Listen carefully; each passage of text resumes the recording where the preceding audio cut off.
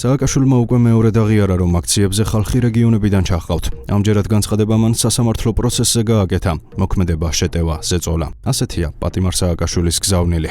დიდი მადლობა პირველ რიგში ის პროტესტი და გაძლიერდეს უნდა გადაიზარდოს ბევრად უფრო ძლიერ ზეწოლაში, სანამ ხალხი არის ქუჩაში. არის იმედი ჩვენი ქვეყნის გადარჩენის, მაგრამ ხალხი ქუჩაში უსასრულოდ არ უნდა იყოს. ხალხს ჭირდება შედეგი, ერთ წრეზე სიარული არ უნდა დაუშვას.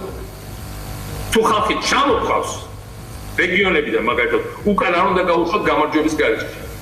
თუ ძალიან ბევრ ხალხს ტრიფავთ, ის არ არის უბრალოდ ფონი განცხადებების.